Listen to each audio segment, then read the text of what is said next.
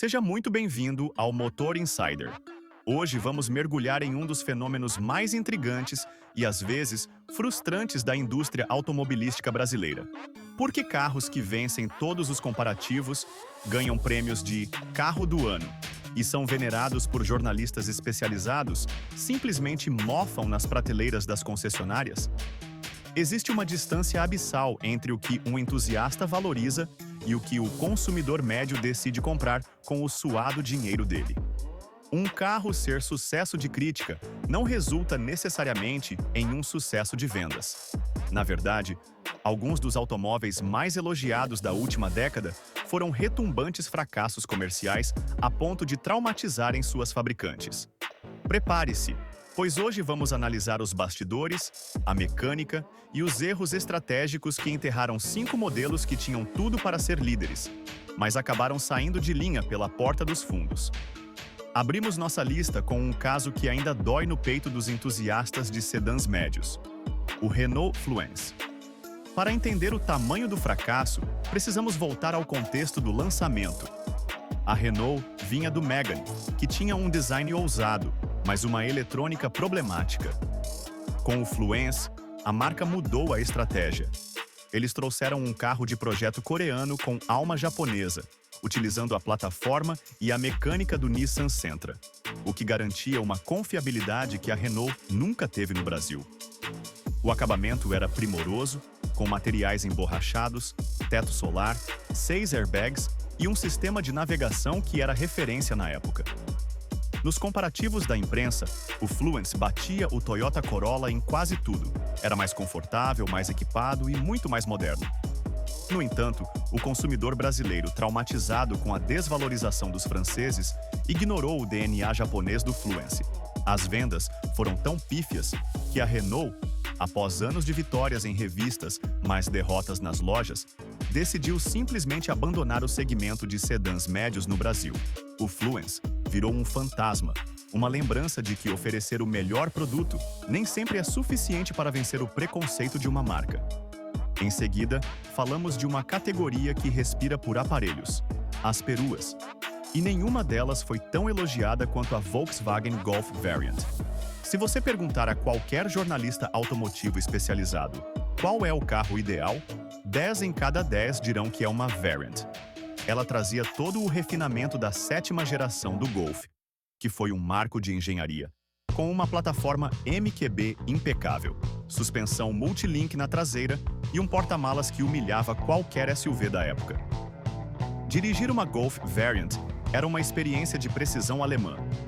Ela fazia curvas como um esportivo e carregava a família com um luxo que a Volkswagen nunca mais replicou em seus SUVs de entrada. Mas a realidade do mercado foi cruel. Enquanto a imprensa escrevia odes de amor à perua, o público brasileiro estava hipnotizado pela posição de dirigir elevada. O comprador preferia pagar o mesmo valor, ou até mais, em um T-Cross com acabamento de plástico rígido do que levar para casa a sofisticação de uma Variant. O resultado foi um ciclo de vendas vergonhoso para um carro de tal calibre. Hoje, a Golf Variant é uma raridade absoluta, um carro de nicho altamente valorizado por quem entende de mecânica, mas um símbolo de como o gosto do público pode aniquilar um produto tecnicamente superior. Avançamos para o Citroën C4 Lounge, um carro que tentou quebrar o estigma da fragilidade francesa, com força bruta e tecnologia.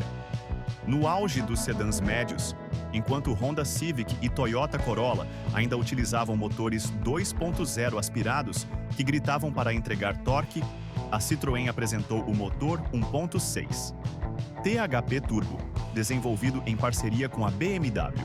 O C4 Lounge era um foguete comparado aos rivais. O torque aparecia cedo, as ultrapassagens eram seguras e o isolamento acústico era digno de marcas premium alemãs.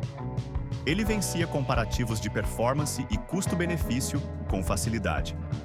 Mas a Citroën cometeu um erro de leitura de mercado. O design era elegante, porém sóbrio demais.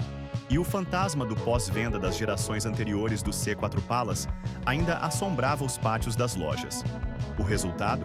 O Lounge vendia apenas uma fração do que o Civic vendia, mesmo sendo superior em desempenho. O público preferia a segurança de revenda da dupla japonesa a arriscar na performance superior do francês. Foi o fim da linhagem de sedãs da Citroën no Brasil, deixando órfãos aqueles que sabiam que, por baixo daquela carroceria, batia o coração de um dos melhores motores turbo da década.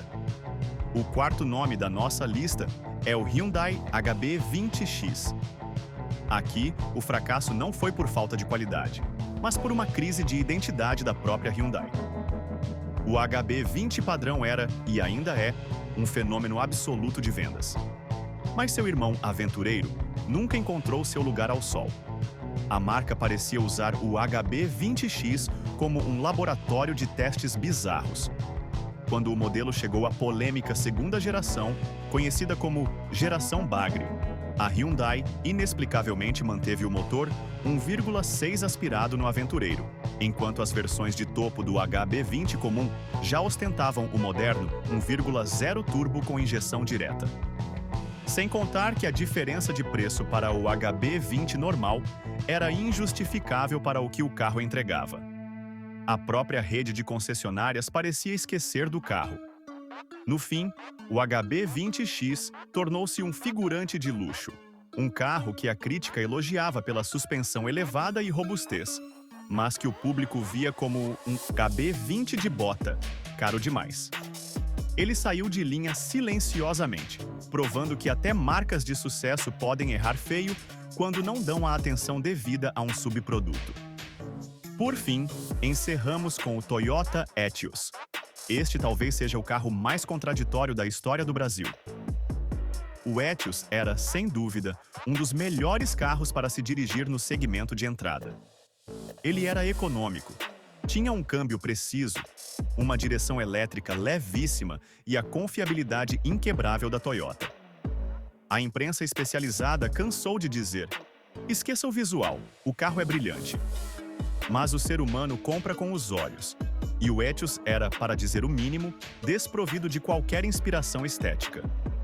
O painel central com mostradores analógicos que pareciam de uma balança de farmácia foi motivo de piada por anos. Mesmo com o selo de qualidade Toyota, o Etios nunca chegou nem perto de ameaçar a liderança de Chevrolet Onix, ou Hyundai HB20. Ele vendeu razoavelmente bem para frotistas e motoristas de aplicativo, mas foi um fracasso de aspiração. Ninguém sonhava em ter um Etios na garagem.